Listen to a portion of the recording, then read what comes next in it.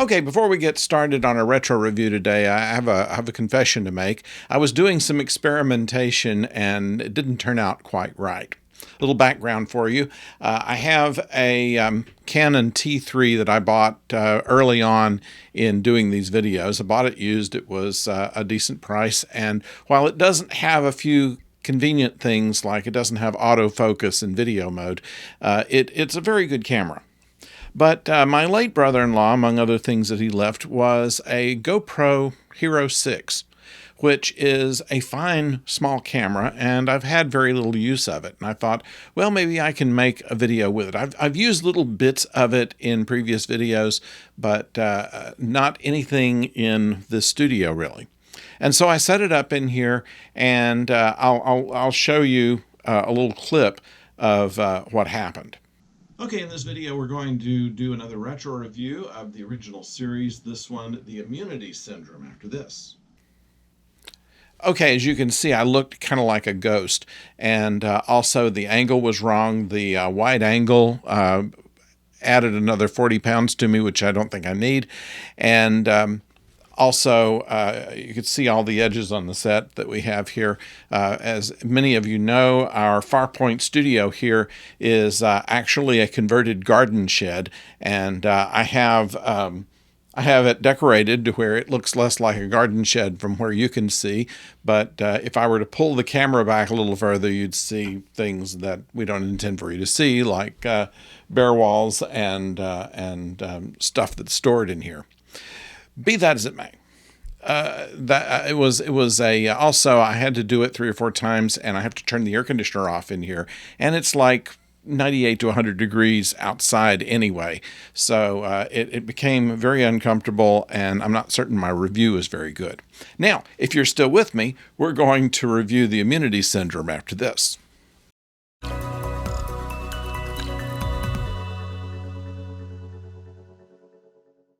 Hello out there, I'm the oldest nerd, and the Immunity Syndrome is one of the most solidly science fiction episodes of the second season of the original series.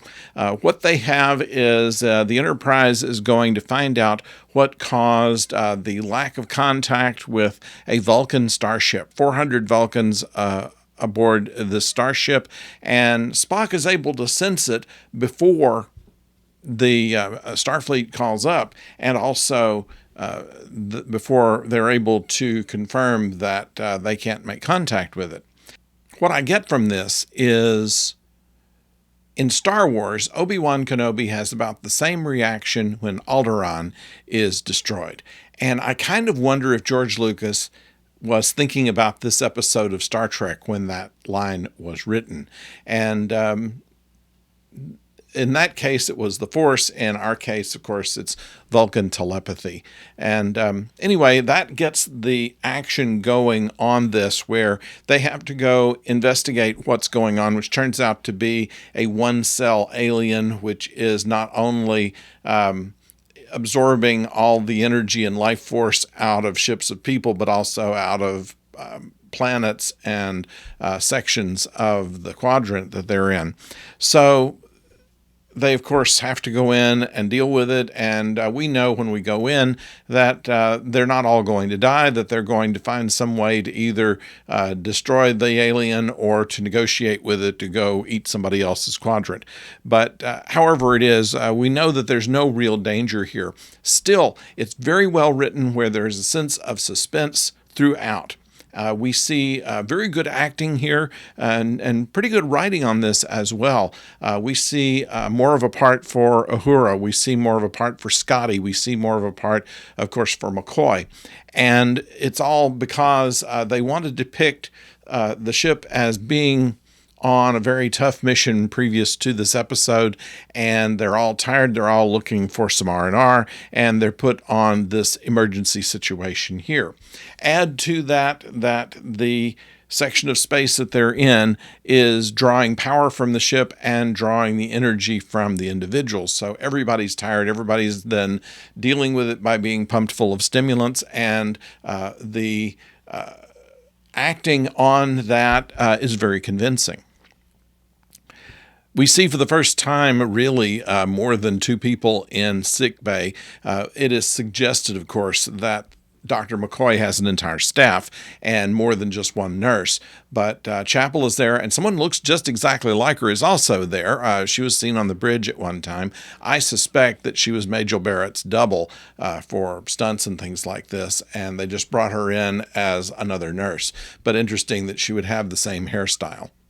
Nevertheless, that we see that, and we also see a little bit more of engineering. Now, they've already established emergency manual monitor, which was kind of one of the elevated areas over engineering. Scotty is there, and if you hadn't noticed it before, they used the same console that they used for auxiliary control on the Constellation in the Doomsday machine.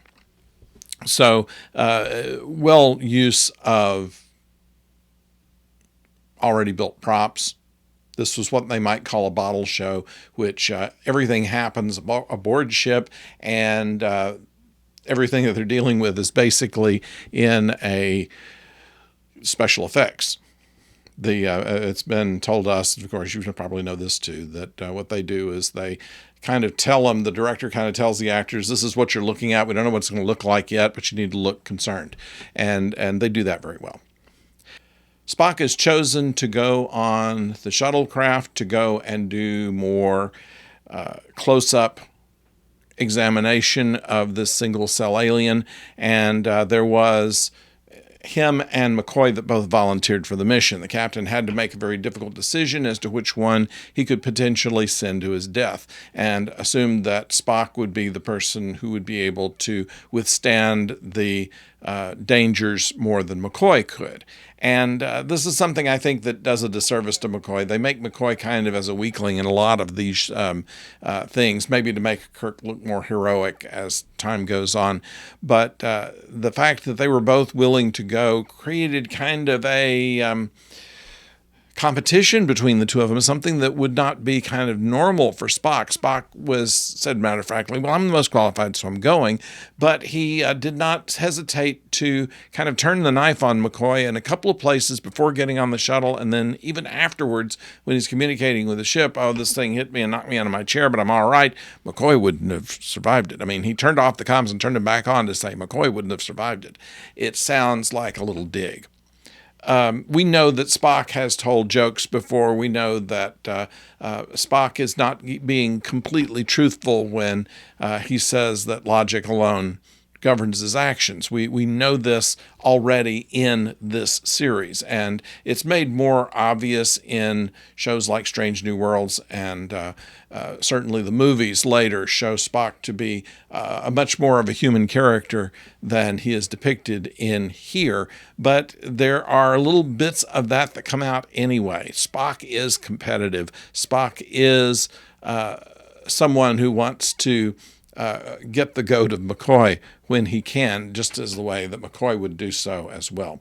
Now, we know that McCoy and Spock are representative of Kirk's decision-making, the logic versus the humanity that are always in conflict with just about anyone. And it's a good way of illustrating that. I don't think that they caught on to it really until the second season, and they use that to good advantage here, although I find that McCoy was a little bit unprofessional, criticizing Spock on the bridge in front of all the officers.